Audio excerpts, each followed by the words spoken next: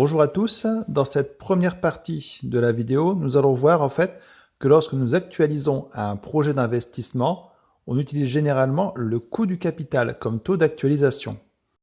Nous pouvons le faire lorsque deux conditions sont réunies.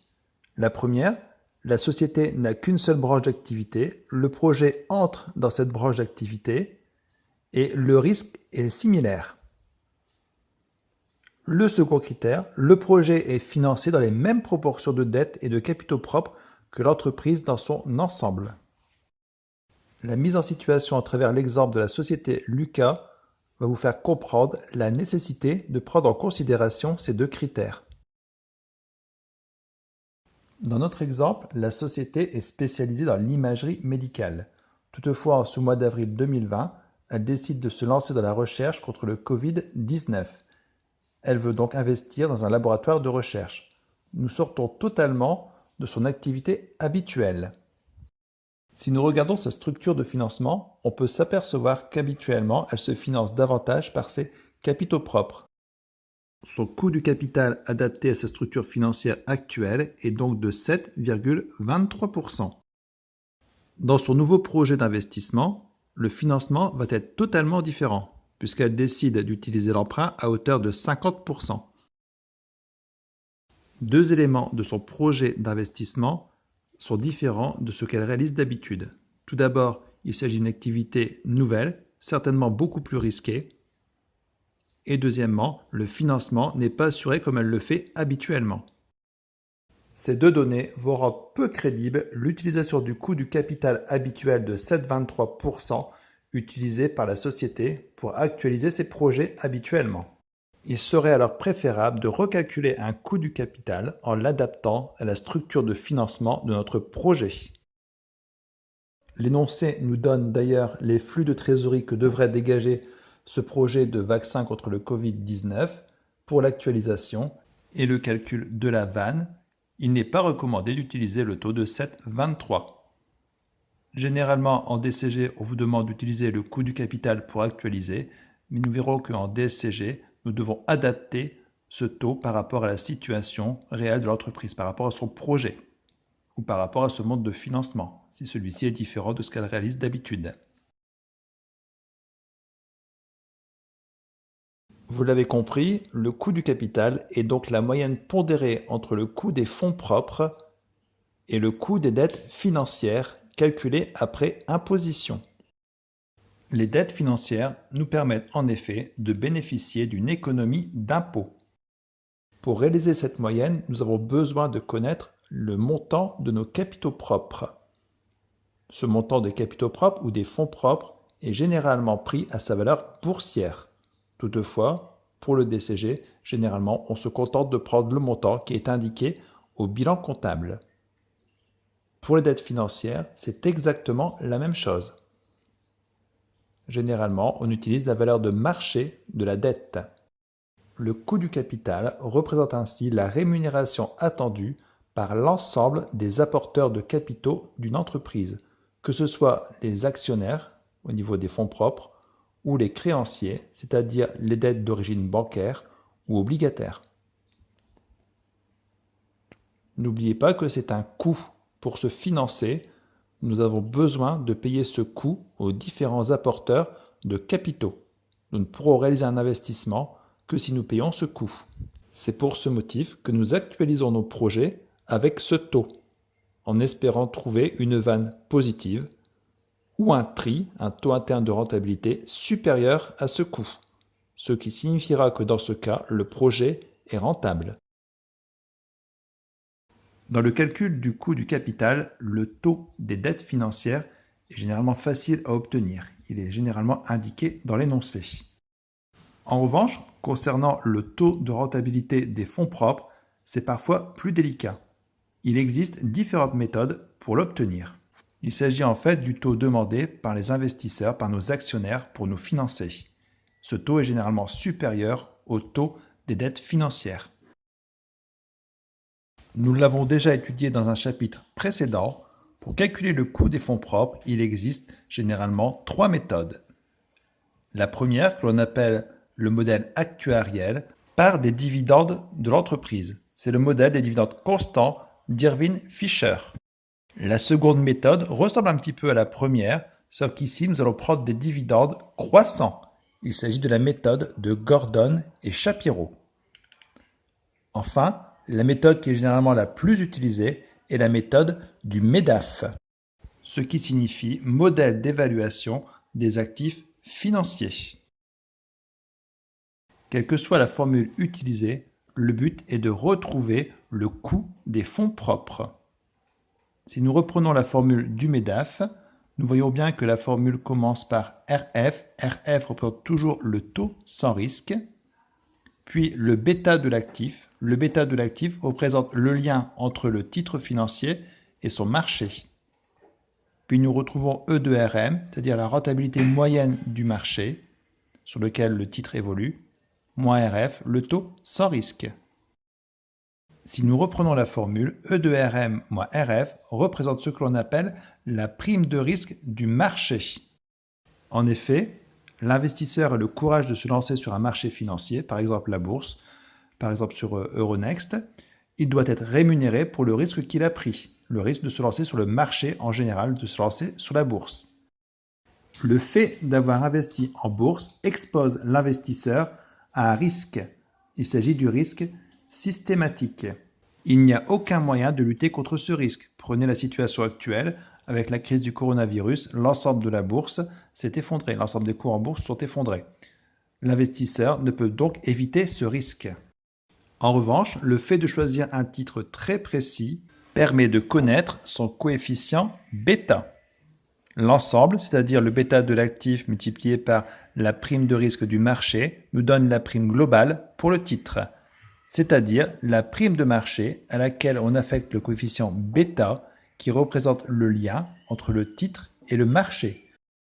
Nous réaliserons ensuite des applications. Lorsqu'un titre a un bêta égal à 1, cela signifie qu'il est exposé au même risque que le marché. Si le marché monte de 3%, le titre montera lui aussi de 3%. Si le marché s'effondre de 10%, il s'effondrera aussi de 10%.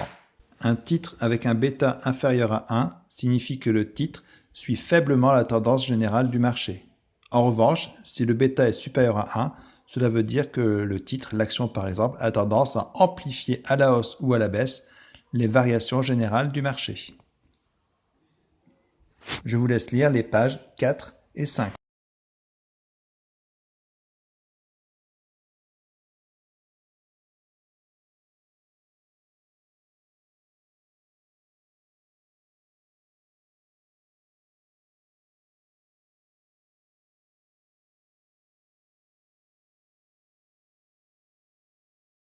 C'est un petit exercice très complet qui, à mon avis, dépasse un peu les exigences du DCG. En effet, généralement, pour calculer le coût du capital, nous nous contentons de prendre les capitaux propres tels qu'ils peuvent apparaître au bilan, au passif du bilan. Ici, nous prendrions 5 millions. Ou les dettes financières qui apparaissent également au passif du bilan, ici 4 millions. Toutefois, ici, l'énoncé nous permet de calculer la valeur boursière des capitaux propres, leur valeur de marché. Il en est de même pour la valeur des obligations, puisqu'elles seront remboursées au pair, mais actuellement, elles cotent sur le marché à 42 €. Enfin, nous ne prendrons pas le taux d'intérêt nominal qui était proposé pour cette obligation, mais le taux actuel qu'il faudrait verser si la société souhaitait à nouveau émettre des obligations. Cela répond à une certaine logique. S'il fallait s'endetter aujourd'hui, nous ne le ferions plus à 4,5%, mais à 4,2%. Et nous calculons le coût du capital nécessaire pour financer un projet actuel.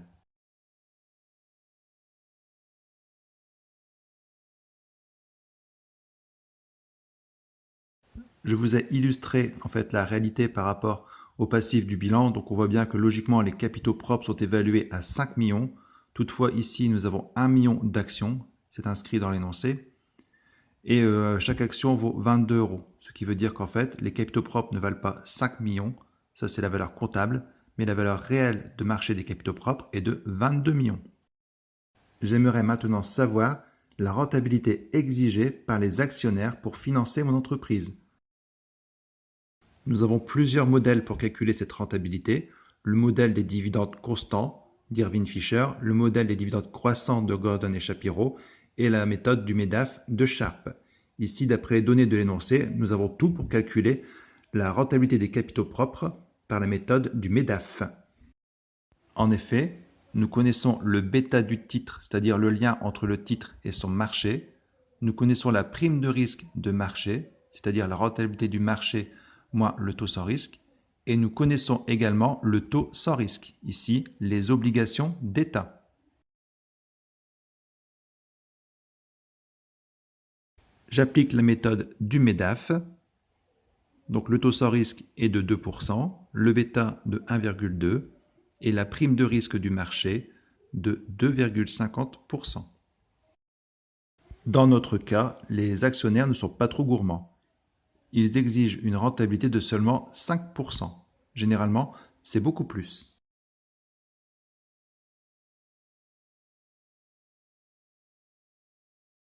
Je vais à présent m'occuper de l'emprunt obligataire. Je sais que dans mon bilan au passif, le montant de l'emprunt obligataire est de 4 millions. Il sera remboursé à 40 €, ce qui signifie qu'il y a en fait 100 000 obligations.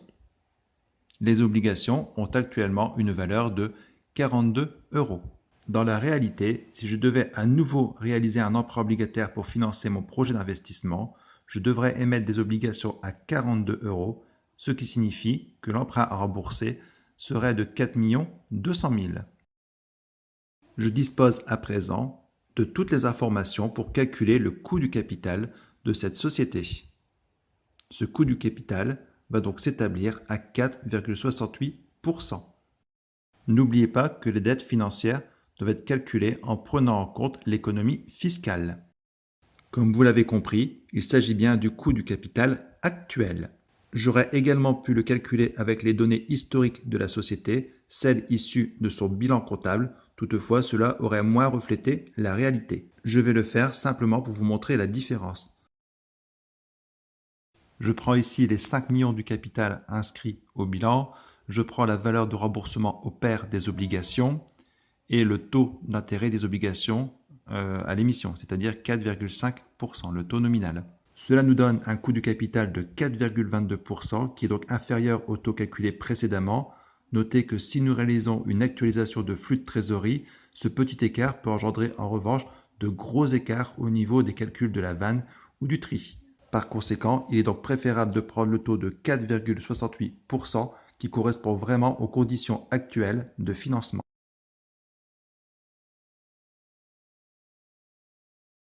Pour cette application numéro 2, je vous demande de calculer le coût des fonds propres à partir de la méthode des dividendes constants, puis croissants et du MEDAF. Et ensuite de calculer le coût du capital. Je vous laisse faire.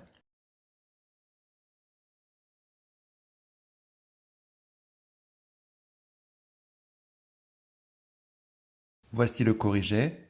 Pour la méthode actuarielle d'Irving Fisher et les dividendes constants, le dernier dividende versé était de 25 € et le cours de l'action est actuellement de 500 €. Nous trouvons ainsi une rentabilité de 5%. Pour la méthode du dividende croissant de Gordon et Shapiro, il faut prendre le prochain dividende, sachant que le dernier dividende était de 25 €, que le taux de croissance des dividendes est de 20%, il suffit de multiplier 25 par 1,2. Ensuite, il faut le diviser par le cours de l'action, toujours 500, et ajouter le taux de croissance exigé par les actionnaires. Ici, les actionnaires demandent un taux de croissance de 4%. Nous trouvons ainsi un taux de rentabilité selon Gordon et Shapiro de 10%. Nous appliquons maintenant la méthode du MEDAF. Nous retrouvons la formule déjà utilisée précédemment, le taux sans risque, qui est de 0,75%, multiplié par le bêta, ici il est énorme, 2,5, multiplié par la prime de marché, c'est-à-dire le taux de rentabilité moyen du marché, ici 5,5%, moins le taux sans risque. Nous trouvons alors un taux de rentabilité selon la méthode du MEDAF de 12,62%. La question 4 nous demande d'abord de prendre comme taux de rentabilité exigé par les actionnaires, donc le coût des capitaux propres ou des fonds propres, la moyenne entre les trois résultats trouvés précédemment. Je fais donc la moyenne entre 5%, 10% et 12,62% et je trouve un taux de 9,21. Les capitaux propres sont d'un montant de 4 500 000 que nous multiplions par le taux de rentabilité exigé par les actionnaires, ici 9,21, plus les 3 500 000 de dette financière multiplié par le coût de l'emprunt actuel qui est 3% fois 0,72 pour tenir compte de l'économie d'impôt. Nous divisons par la somme des capitaux propres et des dettes financières selon la formule du coût du capital. Finalement, le coût du capital représente 6,06%. C'est ce taux que nous devrons utiliser pour actualiser les flux d'exploitation d'un projet d'investissement et calculer ainsi la vanne ou le tri. Je vous ai mis ici à disposition une autre présentation de la formule du coût du capital que nous avions déjà étudiée dans un chapitre précédent.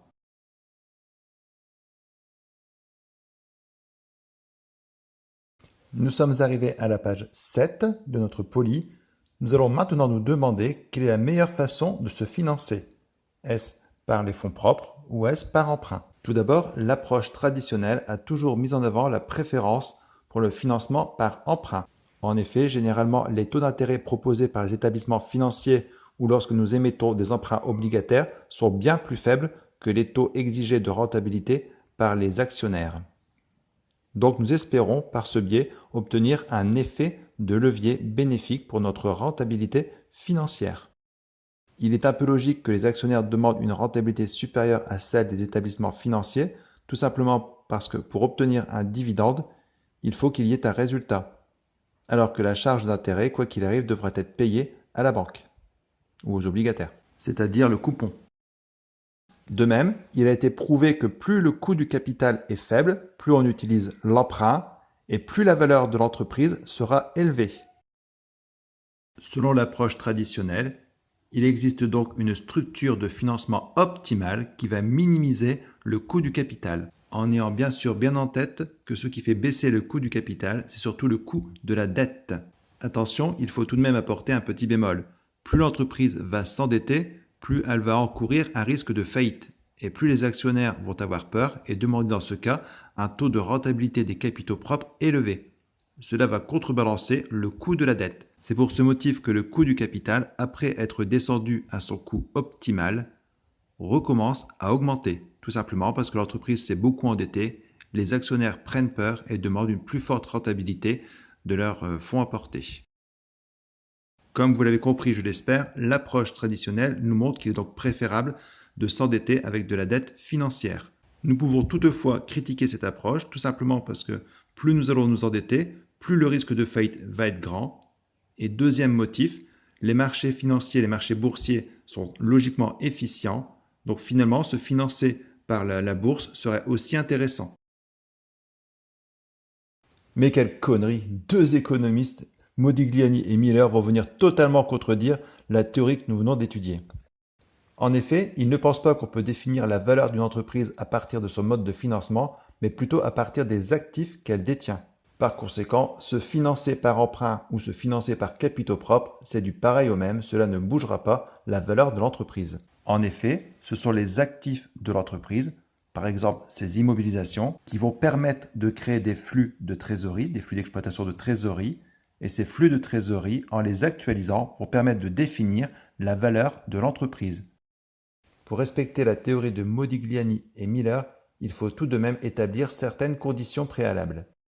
Pour que la structure de financement n'affecte pas la valeur de l'entreprise, Modigliani et Miller posent la première condition suivante, absence de fiscalité. Deuxième condition, les marchés doivent être parfaits et efficients, l'information doit très bien y circuler. Dans ces conditions, ils aboutissent à la conclusion suivante, la structure financière est neutre, les choix de financement n'influencent pas la valeur de marché de l'entreprise. Pour que cela se réalise, une troisième condition est aussi nécessaire, que les agents économiques puissent se financer de la même manière que les entreprises. Ainsi, par exemple, si une entreprise peut se financer au taux de 5%, il faut qu'un agent économique puisse lui aussi obtenir un emprunt au même taux et pouvoir ensuite, avec cet argent, acquérir des actions de la société pour la financer. Enfin, la structure financière d'une entreprise est sans incidence sur le coût du capital de l'entreprise. De même, la valeur d'une entreprise non endettée est égale à la valeur d'une entreprise endettée. C'est exactement la même chose, puisque ce qui définit selon Modigliani et Miller la valeur d'une entreprise, ce n'est pas sa structure financière, mais ses actifs, c'est-à-dire ses flux de trésorerie futurs. Cela n'a rien à voir avec la structure de financement. Endettée ou pas, elle aura exactement la même valeur. On peut donc dire que selon Modigliani et Miller, en l'absence d'imposition, la structure financière est neutre sur la valeur de l'entreprise. Bref, se financer par emprunt ou par augmentation de capital, par fonds propres, c'est exactement la même chose. Finalement, Modigliani et Miller vont s'apercevoir que leur théorie est incomplète. Ils vont donc intégrer l'impact de la fiscalité. Les charges d'intérêt vont alors permettre de réaliser des économies d'impôts. Ces économies d'impôts vont alors faire augmenter la valeur de l'entreprise. Ils aboutiront donc à la synthèse suivante. En présence d'imposition, la valeur de l'entreprise est supérieure lorsqu'elle est endettée. Il faut donc privilégier l'emprunt afin de faire augmenter la valeur de l'entreprise. Nos deux auteurs mettront également en place des formules permettant de calculer la valeur de l'entreprise non endettée et la valeur de l'entreprise endettée.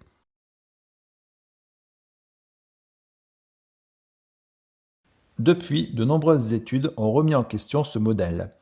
En effet, l'existence des coûts de faillite met en relation la proportionnalité entre la valeur de l'entreprise et l'avantage fiscal. C'est notamment Joseph Stiglitz qui a mis cette théorie en lumière.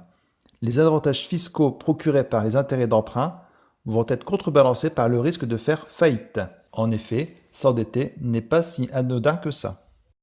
Ensuite, en 1976, Janssen et Meckling vont remettre en avant les coûts d'agence, abandonnés avant dans la théorie de Modigliani et de Miller.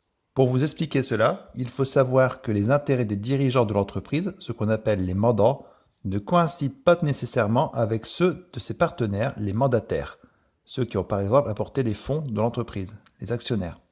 Et ceci engendre inévitablement des coûts d'agence qui affectent le financement de l'entreprise. Ces coûts d'agence peuvent prendre par exemple la forme de coûts de contrôle ou de surveillance. Les actionnaires mettent tout en marche pour être certains que le dirigeant applique bien les décisions prises en assemblée générale. Les conflits d'intérêts entre les actionnaires et les créanciers, par exemple les banquiers, résultent du fait qu'en cas de faillite, les créanciers sont prioritaires sur les actionnaires. Bref, un endettement optimal sera atteint lorsque les coûts d'agence sont minimaux. Le tableau en bas de la page 9 est une excellente synthèse des différentes approches de la structure financière optimale d'une entreprise.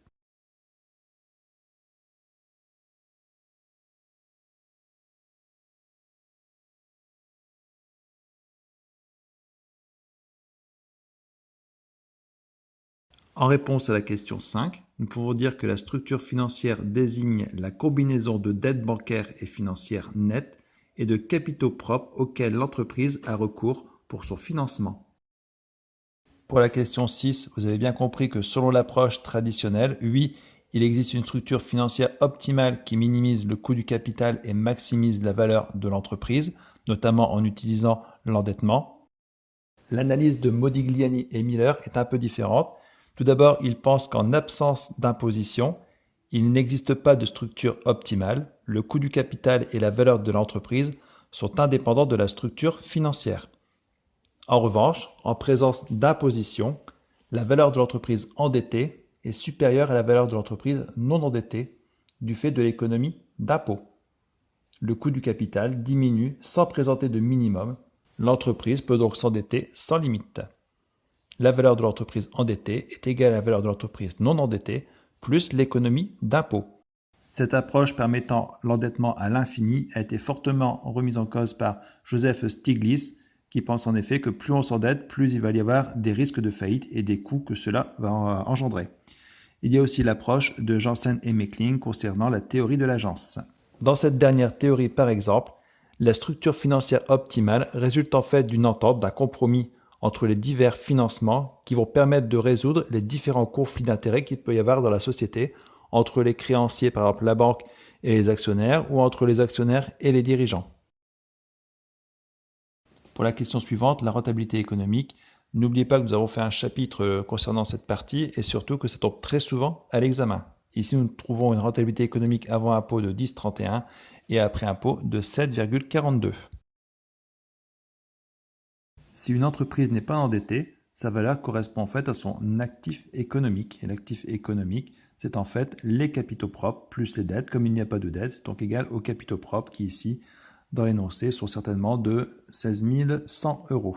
Toutefois, à partir des formules de Modigliani et Miller, nous pouvons retrouver cette valeur. Il s'agit bien du résultat d'exploitation que nous connaissons après impôt, donc fois 1 moins le taux, divisé par RE ou RF que nous connaissons puisque nous venons de le calculer.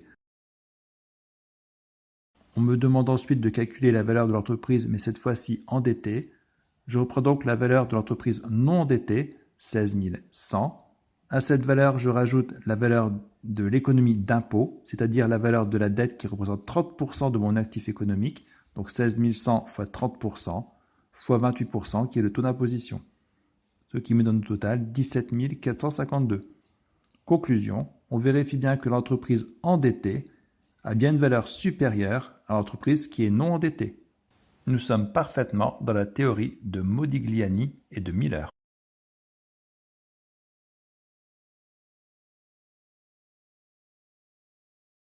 On a ici, dans l'application numéro 4, deux sociétés qui sont basées dans un paradis fiscal. On vous demande de calculer RE et RF, donc forcément avant impôt puisqu'il n'y aura pas d'impôt ici, et ensuite de vérifier, de calculer le coût du capital. Logiquement, on devrait trouver des choses assez similaires puisqu'il n'y a pas d'impôt. Je vous laisse réaliser les calculs de RE et RF. Logiquement, maintenant, ça doit être totalement acquis. Dans le corrigé, je vous remettrai d'ailleurs les formules, à savoir par cœur pour l'examen.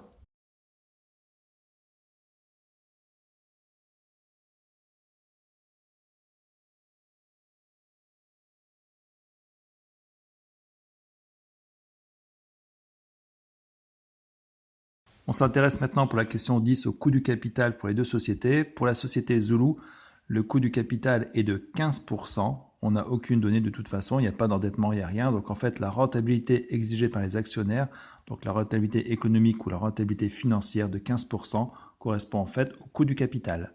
Pour la société Fashion, je vais appliquer la formule du coût du capital. Donc en fait, nous avons le coût des capitaux propres qui est de 27%, que je multiplie par 20 000 divisé par 40 000, c'est le rapport entre les capitaux propres et la dette, plus 3, c'est le coût des intérêts, donc le taux d'intérêt, il n'y a pas d'impôt ici, multiplié par 20 000, donc encore une fois, c'est le rapport entre la dette et 40 000 des capitaux propres, et nous trouvons également 15. On vérifie bien qu'une entreprise endettée ou non endettée, lorsqu'il n'y a pas d'imposition, a le même coût du capital et a donc la même valeur. Finalement, nos deux sociétés ont décidé de venir s'installer en France. Elles vont donc subir un taux d'imposition de 28%. Leur actif économique a été évalué à 45 000 €. Pour la première question, comment est évaluée la valeur des deux sociétés? Sachant qu'on est dans une logique de Modigliani et Miller, on a dû utiliser les flux de trésorerie que nous avons actualisés. Pour calculer la nouvelle valeur des entreprises une fois installées en France, nous savons déjà combien vaut l'entreprise non endettée, puisqu'elle vaut 45 000. Il faut maintenant rajouter l'économie d'impôt réalisée grâce à la dette. Zulu n'est pas endettée, donc elle vaut toujours 45 000. En revanche, Fashion vaut maintenant 45 000, plus les dettes financières de 20 000 multipliées par le taux d'imposition. La société vaut à présent 50 600 KE. Nous pouvons donc constater que lorsqu'il y a présence d'imposition, la valeur de l'entreprise endettée est supérieure à celle qui est non endettée.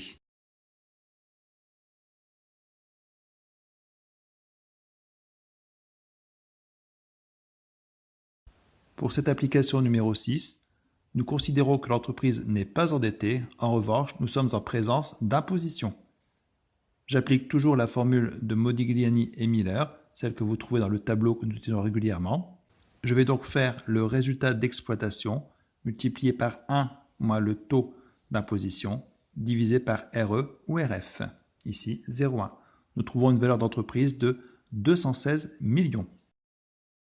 À partir de la question 3, on considère que la société est maintenant endettée. Pour la question 3, on nous demande l'économie fiscale annuelle qui résulte de l'endettement. Chaque année, nous avons 28% d'imposition, sachant que les dettes représentent 60 millions d'euros, ce qui veut dire que 60 fois 0,28, nous avons 16,8 millions d'euros d'économie d'impôt chaque année. Pour la question 4, on nous demande la valeur de l'entreprise endettée. La valeur de l'entreprise endettée est donc égale à la valeur de l'entreprise non endettée, 216 millions, plus l'économie d'impôt réalisée par rapport à la dette financière, ici 16,80, ce qui nous donne une valeur de 232,80 millions d'euros. Nous connaissons maintenant la valeur de l'entreprise. Nous savons que ses dettes financières sont de 60 millions. Par conséquent, la valeur de l'entreprise moins les dettes financières va nous donner la valeur des capitaux propres. Donc 232,80 moins 60, nous trouvons une valeur des capitaux propres de 172,80 millions d'euros. C'est logique puisque nous connaissons la valeur globale de l'entreprise. Nous retirons la valeur des dettes financières et nous trouvons la valeur des capitaux propres.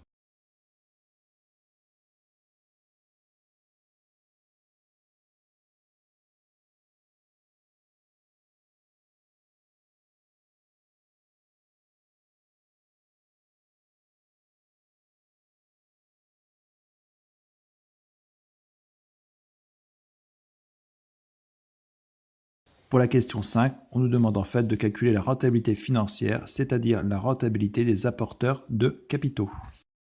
Nous avons besoin pour ce calcul de retrouver le résultat net.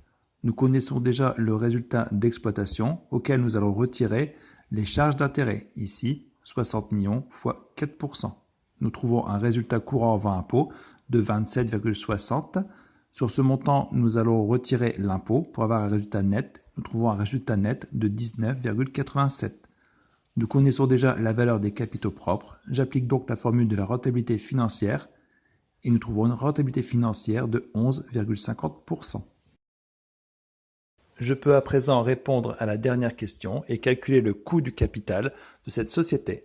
N'oubliez pas que ce coût de capital permettra éventuellement d'actualiser des flux de trésorerie liés à un investissement.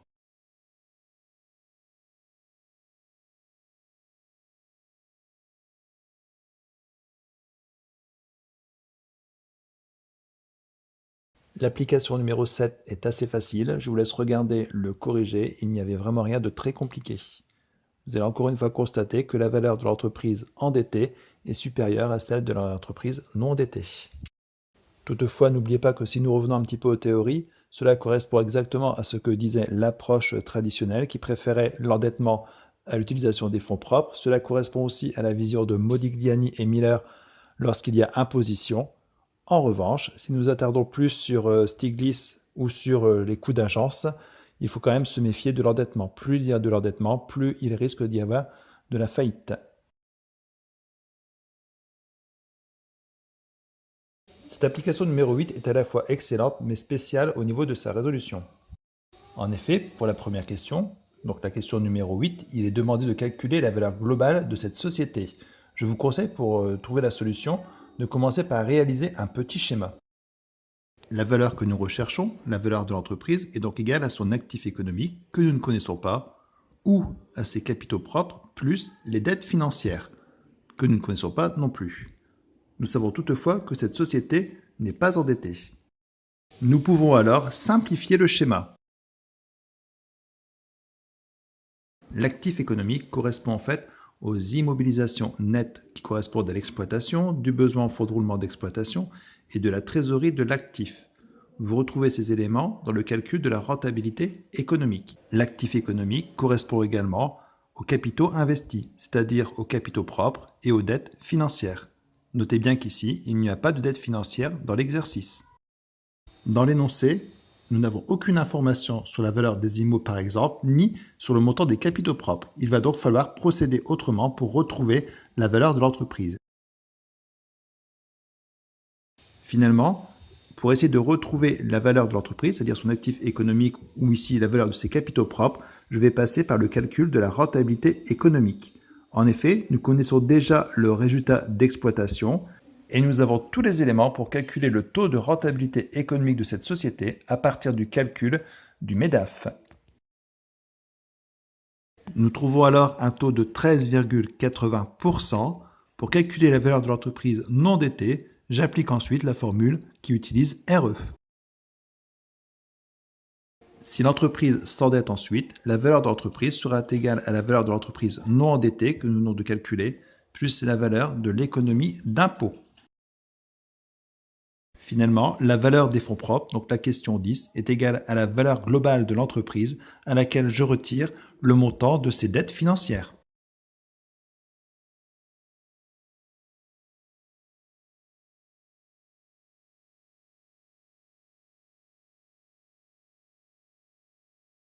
Cette application n'est pas aussi facile qu'il y paraît, puisque tout simplement nous aurions envie d'additionner les capitaux propres et les dettes financières et de dire que l'actif économique est égal à 3 400 euros.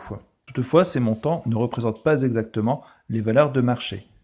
On nous donne la rentabilité économique de la société. À partir de ce montant, nous pourrions calculer la vraie valeur des capitaux investis.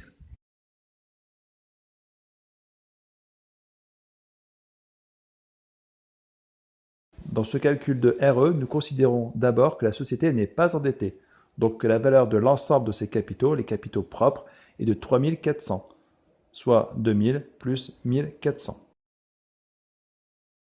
Nous avons réalisé un certain nombre d'applications. Généralement, lorsque la valeur de l'entreprise tombe à l'examen, c'est plutôt une application du style de l'application numéro 3, qui est quand même beaucoup plus simple. Le programme vous invite ensuite à revoir les notions de RE, rentabilité économique, de rentabilité financière, RF, d'effet de levier, qui correspond en fait au risque financier. N'oubliez pas non plus dans vos révisions de bien revoir tout ce qui est risque d'exploitation, que nous avons déjà vu en début d'année. Je vous laisse lire les documents. Je vous demande à présent de réaliser l'application numéro 10 que j'ai extraite d'un sujet de DCG. Vous recevrez en fin de semaine le corrigé.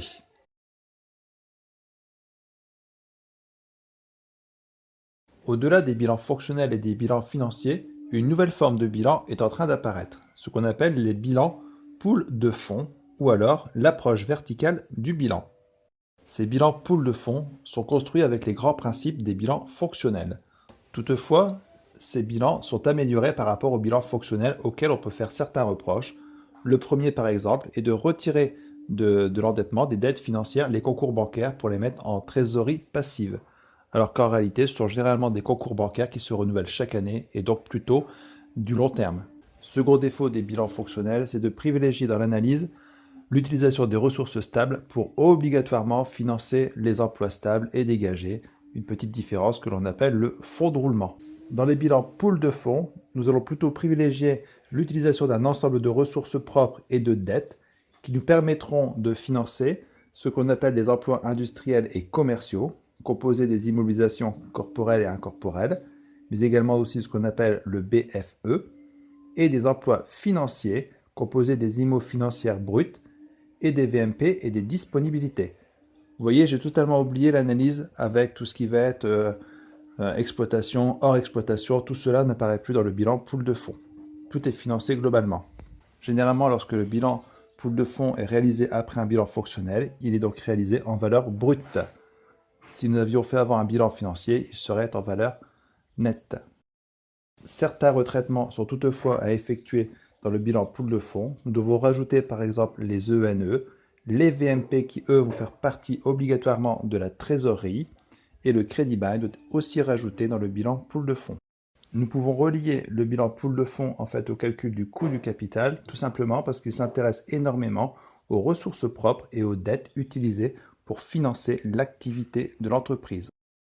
Vos manuels scolaires de DCG sont vraiment peu complets au niveau de l'explication des bilans pool de fonds. Ils n'en parlent parfois pas du tout. Même en DCG, c'est très peu abordé. En revanche, c'est une notion qui se développe de plus en plus. Donc je vous ai quand même réalisé un petit exercice, l'application numéro 11, pour essayer de bien vous faire comprendre comment fonctionne un bilan pool de fonds. Et surtout vous faire comprendre la notion de BFE.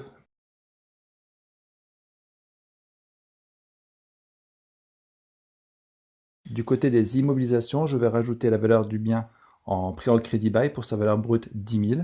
De l'autre côté, au passif, dans les capitaux propres, je rajouterai le montant des amortissements déjà pratiqués, soit 3 500. Et dans les dettes financières, je rajouterai le complément, c'est-à-dire l'emprunt qui devrait correspondre à ces immobilisations de crédit bail, c'est-à-dire 6 500 KE. À l'actif, les VMP vont faire partie de la trésorerie active. Donc j'ajoute mes VMP aux disponibilités. Pour ce qui concerne les emplois cycliques d'exploitation, c'est-à-dire les stocks et les créances d'exploitation, ou les ressources cycliques d'exploitation, c'est-à-dire les dettes d'exploitation, je ne dois pas les indiquer dans mon bilan pool de fonds. En effet, ils seront pris en compte dans le calcul de mon BFE, c'est-à-dire mon besoin de financement d'exploitation. Du côté du passif, dans mes capitaux propres, je vais ajouter donc le bien en crédit bail, donc la partie du bien qui correspond aux amortissements, donc 3500. Dans les dettes financières, je vais ajouter l'autre partie du bien en crédit bail, donc 6500, c'est-à-dire ce qui me reste à rembourser si jamais j'avais fait un emprunt. Dans les dettes financières, je rajouterai également les ressources cycliques hors exploitation, ainsi que la trésorerie passive. En effet, cela correspond en réalité à des concours bancaires. Comme les concours bancaires, je vous l'expliquais, reviennent régulièrement, ils doivent entrer dans les dettes financières. Les effets escomptés non échus doivent être ajoutés à ma trésorerie passive. Comme elle fait partie des dettes financières, les effets escomptés non échus de 12 500 feront eux aussi partie de mes dettes financières. Alors attention, je fais une petite erreur de langage. À chaque fois que je dis dette financière, en fait, ça correspond aux dettes. Dans le bilan pool de fonds, vous retrouvez seulement les capitaux propres et les dettes. Donc quand je dis dette financière, en fait, ce sont les dettes. À l'actif, logiquement, je devrais rajouter mes ENE dans les créances d'exploitation. Toutefois, comme je vous l'ai précisé juste avant, les créances d'exploitation ne sont pas indiquées, puisqu'elles feront partie de ce que l'on appelle le BFE. Donc à l'actif, je ne mets pas mes ENE. Dans les immobilisations inscrites à l'actif, il faudra également que je sépare les immobilisations financières pour en faire une ligne à part. Lorsque l'ensemble de ces éléments sont positionnés dans mon bilan, je fais les totaux de l'actif et du passif, puis je fais la différence entre le passif et l'actif, et cette différence correspond en fait à mon besoin de financement d'exploitation, mon fameux BFE, que je vais rajouter dans mon bilan. Finalement, mon bilan pool de fonds me permet bien de comprendre que mes capitaux propres et mes dettes permettent de financer à la fois mon activité, mais également mon activité financière, et qu'il me reste encore ce que l'on appelle le BFE, le besoin de financement d'exploitation, qui est assuré par le financement grâce à mes capitaux propres et mes dettes.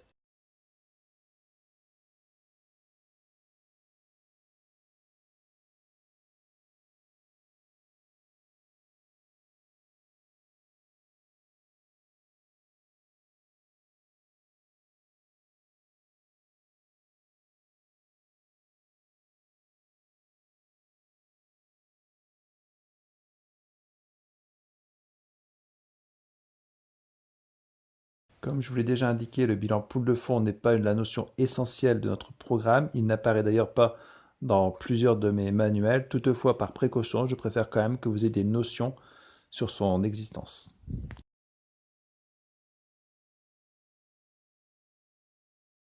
Généralement, lorsque vous devez utiliser le taux de rentabilité des fonds propres, vous avez, comme on l'a vu tout à l'heure, plusieurs solutions, que vous passiez par Irving Fisher, Gordon Shapiro ou par la méthode du MEDAF. Si vous passez par le MEDAF, les principales données sont déjà fournies. Ça veut dire qu'on vous donne déjà le bêta, on vous donne le taux sans risque. Ici, dans l'exercice que je vous montre, on vous donne le taux sans risque, par contre, on ne vous donne pas le bêta. Ce qui vous oblige à calculer la variance, la covariance du titre, du marché, ce qui est beaucoup plus compliqué. Alors logiquement, ceci est réservé pour le DSCG.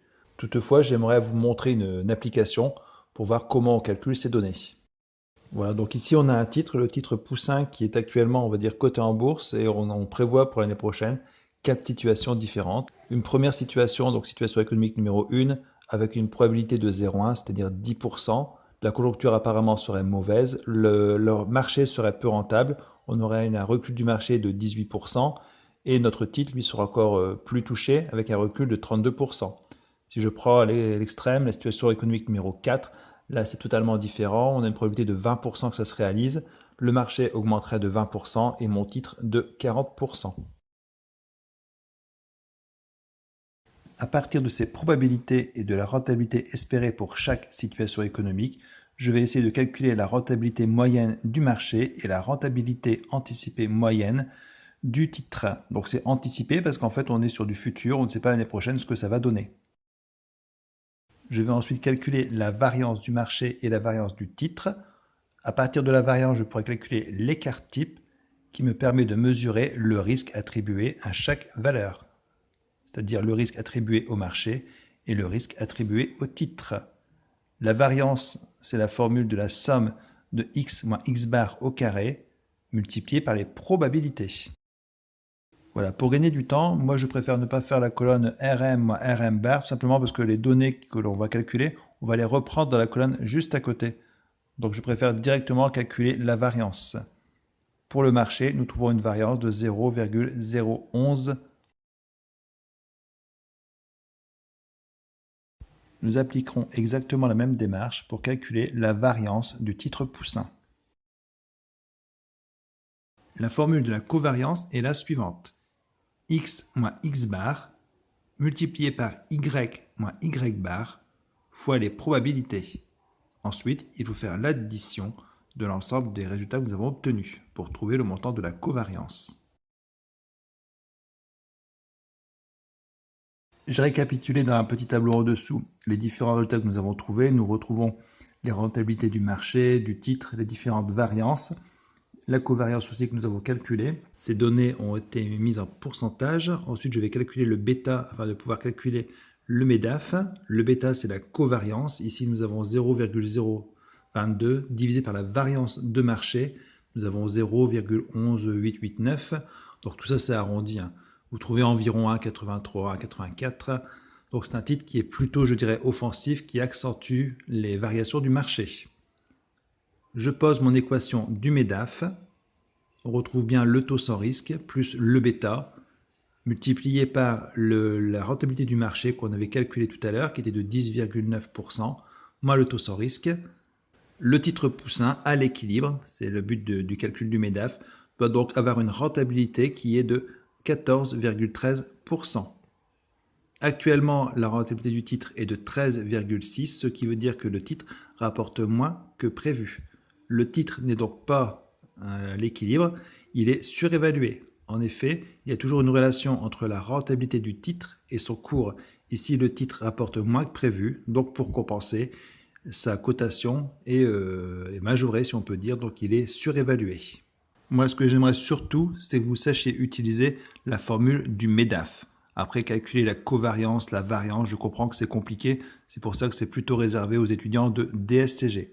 En revanche, savoir utiliser la formule du MEDAF et savoir à quoi elle sert, c'est quand même du programme du DCG.